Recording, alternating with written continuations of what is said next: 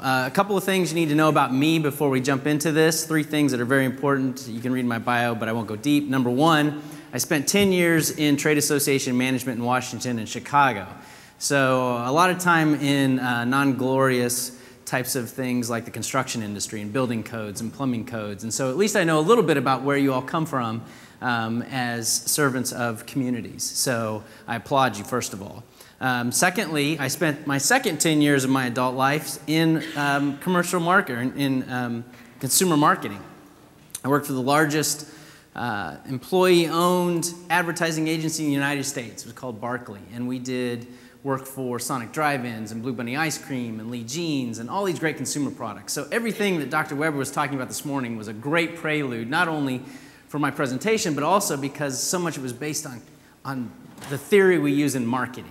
And a lot of that theory is going to come out in my presentation because as a marketer, that's still in my blood, and we use that a lot in what we do. The third thing you need to know about me is that I grew up on a farm in western Kansas, and I speak farmer. It's a little bit different than some of the other languages, and it's very important because in the Midwest or in the Heartland, that language is spoken very differently than it is out east. I want to ask a couple of questions.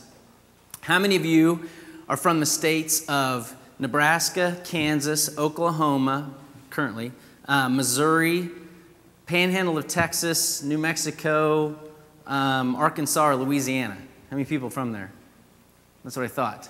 I'm the only guy from the middle of the country. And how many people here, besides Mr. Dale, who looks like he's still around, are in communities of less than 100,000 people? That's good to see. Okay, so just to set the stage a little bit. Think back to 2007 a second when things were a little different in the United States. And imagine for a second that you are at your in-laws. And you are, your in-law, your father-in-law, is a very well-known activist in the environmental movement. His name's Wes Jackson, in fact. And you're debating, actually he's debating and telling you, why in the world aren't people grasping this whole climate change thing? I mean, we've got reams and reams of data and all of this information from scientists, and why aren't these idiots in the Midwest doing different farming practices? Why isn't that happening?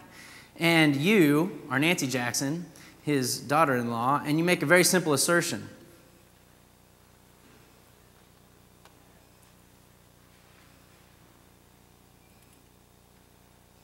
So this is 2007, first of all. So I know that today this is fairly common, but it was a really important thing because it said about everything that we do philosophically at the Climate and Energy Project. And basically, Wes challenged Nancy to say, well, prove it. Prove that you can go do this. And this did come from the New York Times article that was published in October of 2010 on the front page, and that was really a big coup for us because in the Midwest, things are a little different. In the Heartland, people act a little differently. And there's a couple of ways to go about it. The way Wes was talking about going about it was Plan A.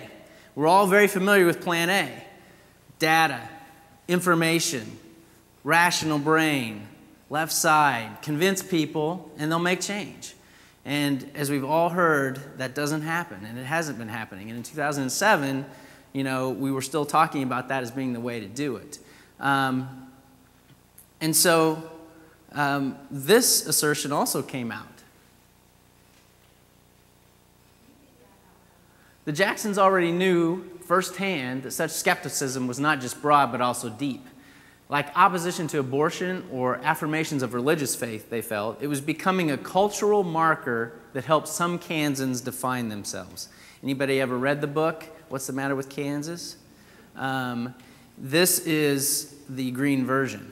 So basically, people in Kansas, and especially in the Heartland, were identifying themselves around this issue of climate and greenhouse gas and global warming. And we knew that it was ultimately about values. If we were going to connect with people, Plan B had to not be about information. It had to be about these things. And number 1, it had to be about action. I was so happy to hear Dr. Weber say that behavior led to attitude change, or actually it was you, Jonathan, that said that, because we believe the exact same thing, that action has to happen first. But all of these other values are incredibly important and are very prevalent in the Heartland. I mean, I'm a registered Republican with a libertarian heart, and, you know, I also am a gun owner, and, you know, that's very different than a lot of other places in the world, or in the country. And we can, and I'm not saying that only conservatives live in the middle of the country, but if we can get the heartland believing in what we do, we can get a lot of people believing in what we do outside of the choir, quite frankly. And it starts by the values part. Now, Plan B is very simple. It's some fundamental principles. Meet humans where they are. Identify some common causes. What is it that we have in common as a community, a clean energy community? And what do you, Mr. John Risley, my father, who is a county commissioner, farmer, gun owner, NRA member, you know, climate denier. We do have a couple things in common besides blood, by the way. You know, building those durable relationships across those differences and ultimately working together to achieve some common sense gains. And those things happen. They can happen. I'm going to show you some ways that we've made them happen. And what Nancy didn't know at the time is that those values-based actions and her Plan B approach, as she called it at the time, were really based on two fundamental marketing tenets. Number one, a mind is a hard thing to change. It's really, really hard to change somebody's mind.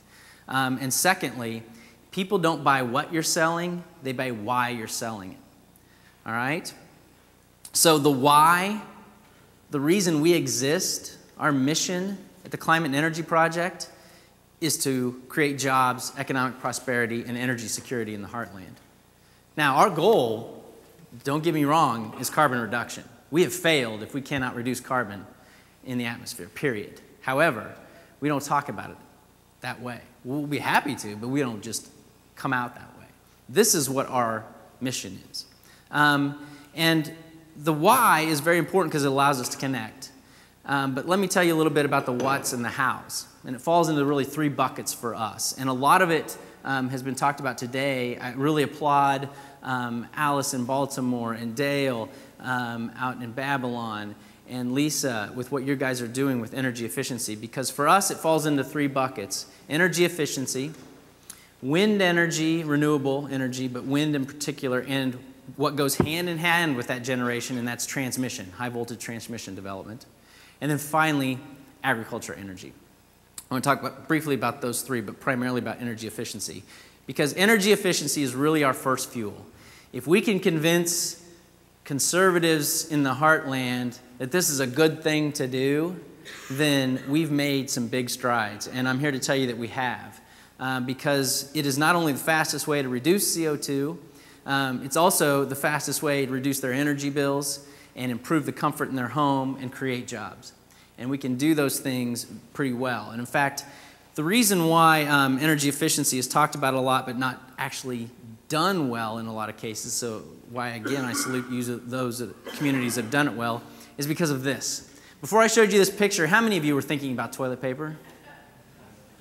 That's right, nobody was, because toilet paper is what we call in the marketing industry a low-interest category. You don't think about it until you're engaging with it, all right? Whether you're buying it or using it. Now, energy efficiency is exactly the same thing. You don't think about it unless you're engaging with it somehow. Now, a couple of other marketing principles we knew that we were going to have to follow if we were going to be successful with our energy efficiency efforts. Because guess what? We tried an energy efficiency standard in the state of Kansas, and that went over like a lead balloon. And we tried all kinds of other things, policy-wise, it went over like a lead balloon, because we were dealing with people that were conservative in nature and didn't think this was important. Clean energy is important. These are climate deniers. 49% of the people in Kansas don't believe in climate change. That's basically saying they don't believe in gravity. What they really meaning is they don't believe that humans are contributing to climate change. But that is a stat. So, something that motivates people, one, money. Huge motivator. And secondly, competition. So we were looking for a way to use these motivations to get people to buy into energy efficiency. And what we came up with ultimately was called the Take Charge Challenge. So in 2009, 2010, we piloted this project, which is basically a friendly competition. We started with just 6 cities. 6 cities to see who could save the most electricity. And we looked at small and large, comparatively, for Kansas anyway. And, you know, it went over fairly well. We basically had 3 fundamental principles we wanted to follow. Number 1, make it local. Everybody's talked about how that is very important. In our case, it wasn't looking for one local champion, it was leadership teams. Number 2, make it easy. We'd have a low barrier to entry. And number 3, make it fun. Fun cannot be overlooked because guess what? Energy efficiency is toilet paper. It's not sexy. You got to make it fun. You got to make it interesting. We had 4 goals.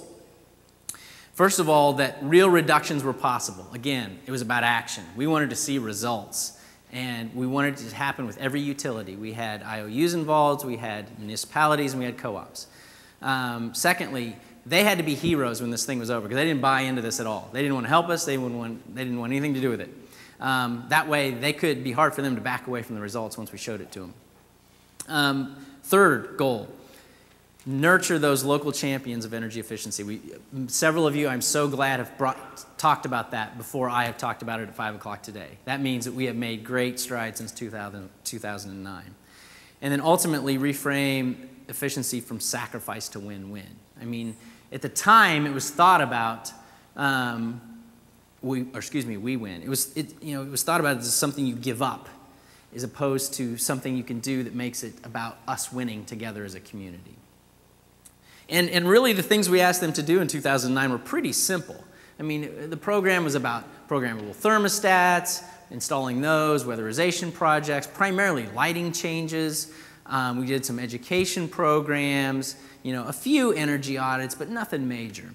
And again, we tried to make it fun. We had the Boy Scouts involved out there giving away weatherization kits. We had Thermi, the thermostat from KCP&L, out at all of our events. We had in-school programs where we would talk about vampire load or phantom load so that we could give them basically their own power strip to use. It would plug into mom and dad's 54-inch LCD. So again, try to make that fun. And the pilot project was very successful for us. In those 6 communities, which aren't that big, by the way, we were able to save 6 million kilowatt hours of electricity. But I think more importantly, we locked in some savings of about 7 million kilowatts per year because we were able to get 50,000 light bulbs switched out in those 6 communities because we were able to do some things that changed behavior. Programmable thermostats, power strips. We did 80 whole house at retrofits in 1 year, which isn't too bad. And even more importantly, we got major awareness. 11,000 attendees at community events, 2,600 volunteer hours. That's a commitment from people that you don't buy. You know that, and it's hard to do. But it set us up for 2.0, which is the version we're in right now, which we just kicked off in January. And very quickly, I want to talk to you about it. We've got a new partner involved. It's very important. We've got more communities this time, but the same principles involved. We've definitely got marketing money and a big prize behind it. That has been very helpful. And we've really expanded the metrics and what we're trying to capture in terms of energy savings and, and involvement so that we can prove that out to our funders. And then I'm going to share with you the results we've had in the first 75 days. I think the most important note is that we have partnered with Efficiency Kansas. Efficiency Kansas is our Kansas Energy Office's ERA-funded revolving loan program for whole house energy audits. So basically, they got $38 million from the federal government through ARRA funds. They set up a loan program both through banks and through on-bill financing, now with every utility in Kansas, every investor-owned utility in Kansas except for one, where you basically can go get an audit done and you are guaranteed to pay a lower bill if you put in place your conservation plan. If you execute your conservation plan that is laid out for you by an energy efficiency auditor, you will pay less even with a loan on top of it, guaranteed. So it costs you nothing. And like in Babylon, that loan sticks with the home, increasing the value of your home. So I can't stress how important these energy efficiency audits and the following conservation plans are in getting real energy change to happen. Changing a light bulb is great. You can do it all day. but in about 3 to 4 or 5 years, that thing's going to burn out and you got to do something different. If you can change the entire building envelope, you're going to make a real change. They also gave us $100,000 per region in prize money. So they basically spent about $1 million on this project. Part of it is for us to manage it, $100,000 per region in prize money. One community in each region will win that $100,000 to use for an energy efficiency or renewable energy project approved by DOE. And they also gave $25,000 to each community to market in their community. So basically, how are they going to kick butt in northwest Kansas?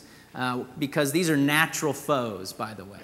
Waukene, Oakley, Goodland, Colby, Hoxie, their high school football teams play each other every Friday night. I mean, these people don't, they get along, but clearly, you know, they're part of a community of competition as well. The university region of Lawrence, Kansas, and Manhattan, if you don't know anything about that, basketball was invented at the University of Kansas, where I live in Lawrence. That other community, or that other state-owned school or state school, the K-State, right now is beating us in the first quarter, unfortunately. So we went to 4 regions, 16 communities. We have really beefed up on the local leadership and made it very important. We've hired part-time regional coordinators to assist us through the grant money, and they work with those local leadership teams of about 10 to 15 people. So we've got 200 volunteers meeting monthly or more, and they become major ambassadors for us out in their own communities.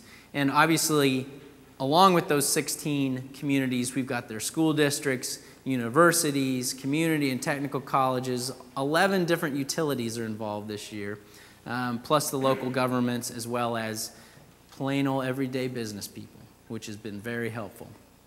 And we changed our energy metrics this year. Last year we measured everything in kilowatt hours. This year we're going to measure it in BTU so we can take into account gas. So we've created 3 categories. The first one being what we call whole house energy efficiency. This is the most important kind of energy efficiency you can have. Whole house energy efficiency is what Energy Efficiency Kansas does, what an energy audit does, etc. We've got a second category of all the other kind of energy savings that you can do. Thermostat changeouts, light bulb changeouts, etc. And then finally, I don't want to overlook this whatsoever, and that's community participation.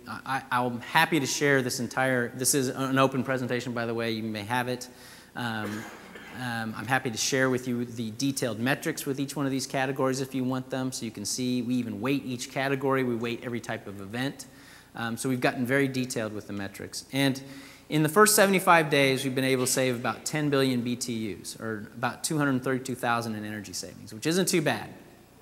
And that's included in that is about 2.3 million kilowatt hours. You heard me say it was about 6 to 7 million for last year. Put a little more perspective around that, that's about 633 tons of coal that we haven't had to process because of our first quarter results. 1,700 barrels of oil not being imported, 74,000 gallons of gasoline not being burned. And Lisa, I did the conversion.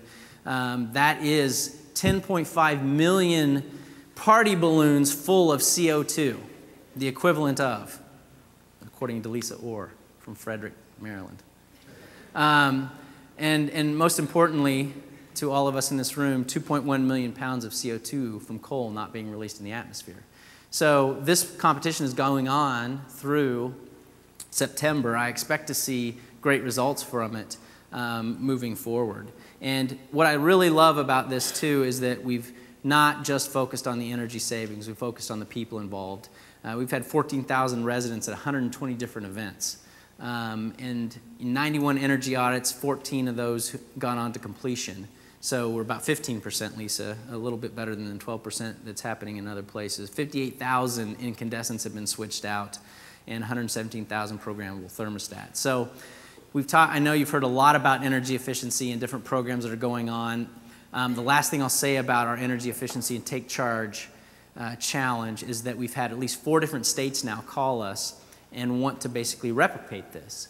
Now, the marketer in me wanted to license it and sell it so that we could earn some, other income, but we are happy to give that away and do what Baltimore and Babylon and Frederick and a lot of other communities are doing on a city level at a state level, where we can really make some impacts big time. Because when you talk about your cities and all the things you're doing, I'm thinking about the big open space in the middle of the country and all those cities and what we can do there as well.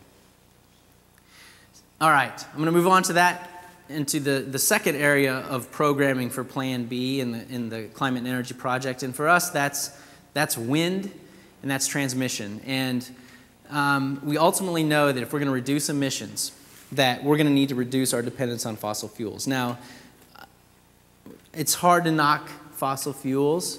It's done a lot for us over the last few hundred years. But how many of you, by show of hands, believe that fossil fuels will not run out? Exactly. I believe they will not run out. Few believe that they will not run out. Those are going to run out someday. That's a simple fact. And because of that fact, we've got to find alternatives. And our argument is at CEP that renewables should be included over time, not substituted overnight. And that's generally what's happening through your renewable energy standards or your renewable portfolio standards at different states and different communities. And in our case, we're also seeing, helping make the case at a policy level that, look, a scarce resource, and I'm no economist, means an increase in price ultimately and stiffer competition. China is building hundreds of coal plants every month. They're built to meet goals for their population. They're going to have to put online tons and tons of carbon-producing coal plants. So guess where they're buying that coal? Not just Australia, but they're buying it from Wyoming, and they're buying it from other locations in the United States. So coal prices are going up right now.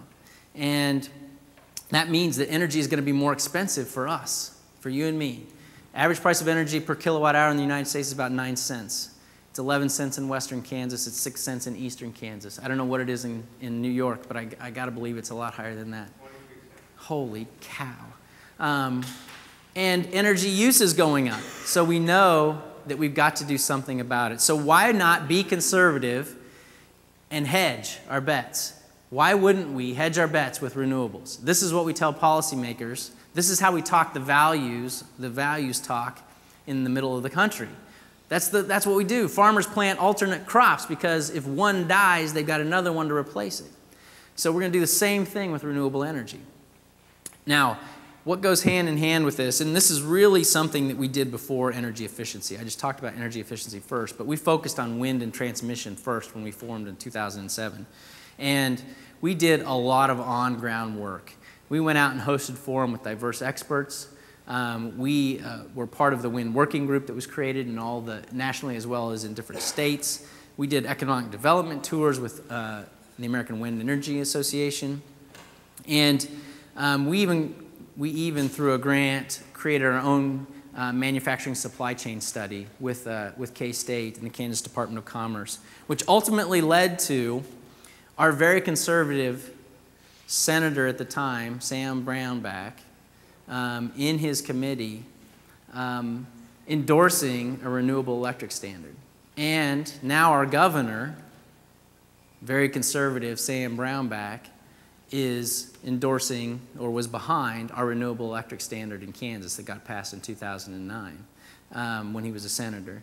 And we now have him on our side. In fact, publicly in the State of the State address, he said, I want Kansas to not only be known as the wheat state, I want it to be known as the renewable state. He also kicked off our Take Charge Challenge at the governor's residence this year. How many governors does it take to screw in a CFL? I mean, seriously, we got that on video. We got all kinds of news coverage, him putting in a CFL. It was amazing. Along with this groundwork, this spade work we did in 2007, 2008, 2009 on wind, we've had to focus very extensively on transmission as well. And I don't know how familiar you are with high voltage transmission and how important it is in this United States, but it's as important or more important to our future than the interstate highway system. we created the Heartland Alliance for Regional Transmission, which is basically a group of non-traditional stakeholders that can take part in the transmission planning process. So how many of you have ever seen a transmission plan from one of the RTOs or even know what that acronym stands for? Okay, good. So I won't go into all the history of it, but basically transmission planning in this country is done behind closed doors and curtains and with highly technical engineers involved, and it's very, very cumbersome and very hard to follow. And guess what? The people who are going to decide whether that transmission line goes across their ground or not are not involved in the process. And so we involved them through HEART. The other thing we are involved in is the Eastern Interconnect Planning Collaborative. We are part of the NGO caucus. And if you're not familiar with that, the country is, if you didn't know it, the country is divided into 3 sections, into 3 interconnects. The Eastern Interconnect, the Western Interconnect, and Texas. Why does Texas get Texas? They're all by themselves. ERCOT, it's called. And within those areas, you have what are called RTOs and ISOs, and they do all the planning for transmission. And the Eastern Interconnect, which starts at Kansas and moves all the way to the East Coast and goes kind of down to the South, but the South does their own thing, really, is now trying to look at how can we plan for transmission, not in our just little corner of the world, but across the entire interconnect. And the idea of a nationwide transmission system, kind of like our transmission system for highways, although far down the line, is a pretty interesting prospect, and we're getting there. And the reason that's important is because if you are in Babylon and you need, your utility wants to find cheap power somewhere, they should be able to get it from western Kansas wind. Why not? I mean, we've got 950,000 megawatts of wind capacity in the state of Kansas, right behind Texas. We're number 2. We have about 1,500 megawatts installed right now. We are the Saudi Arabia of wind in the Midwest. We could power all kinds of homes everywhere in the country, especially the eastern half, if we could get transmission built. It'll never happen until we can get transmission built to that part of the country. All right, that's enough about transmission. I just bored the hell out of you with that. So Plan B, finally, what we are focusing on is agriculture energy. And when I talk about that, it's going beyond wind farm leases, which are very good, by the way.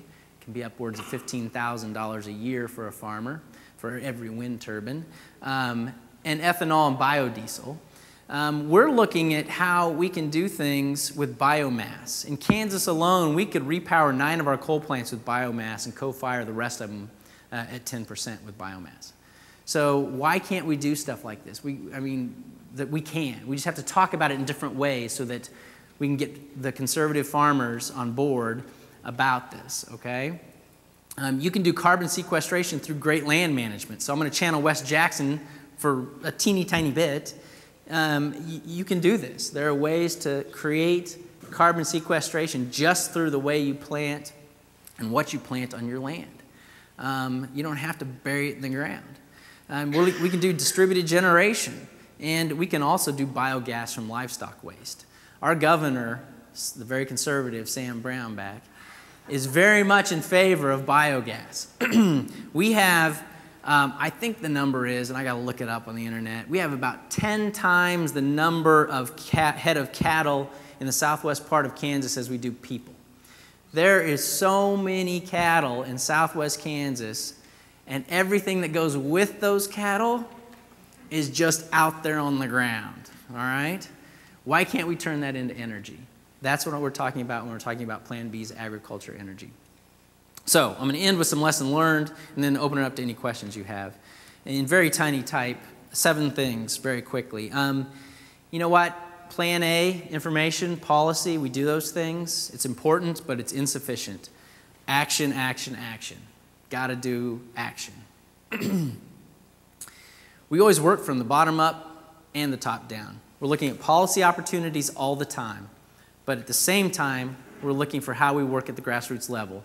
And the wind energy example I gave you, when we went out and did the wind tour and the economic development tour, ultimately allowed us to get that RES in Kansas. It allowed us to get a Siemens plant in Hutchinson, Kansas. It allowed us to turn Dave Kerr, which was president of the Kansas Senate, one of the biggest climate deniers in the state, to become the Chamber of Commerce president in Hutchinson, Kansas, and one of the biggest backers of renewable energy and wind energy in the state.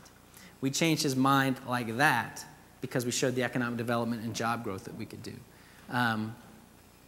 Message matters. We got to talk in terms of risk management and stewardship and energy security and jobs and economic development. And I would suggest that you have to do the same no matter where you live, especially when you're talking to a certain type of audience. The messenger matters. Peers are more persuasive. At Barclay, I created and managed our social media discipline. And not only peers offline, think peers online. Social media can be a hugely influential tool for you. Gartner did a study that said 70% of people believed recommendations from their friends and family online. Okay, makes sense. 50% of people believed recommendations from complete strangers when it came through social media. So it's very powerful, not offline as well as online. Relationships matter. Too often, and maybe this happens in just 12,000 square mile states like ours, you kind of parachute into these towns and build relationships out of convenience as opposed to really being invested in them. But we know that that matters. A caution, when using facts and information, make sure you cite your sources. Nancy, I just started in January, and one of the first things Nancy talked to me about and what she has been known for, has a national reputation for, is being very fact-based but very, very fair and balanced. She's not a Fox. I'm not stealing that from Fox by any means. But the whole idea that, look, we know our stuff. We know what we're talking about. So if you want to dispute the facts, great. Go out and do it. But we know what we're talking about. Finally, solutions have to be affordable. At the end of the day, pocketbooks matter.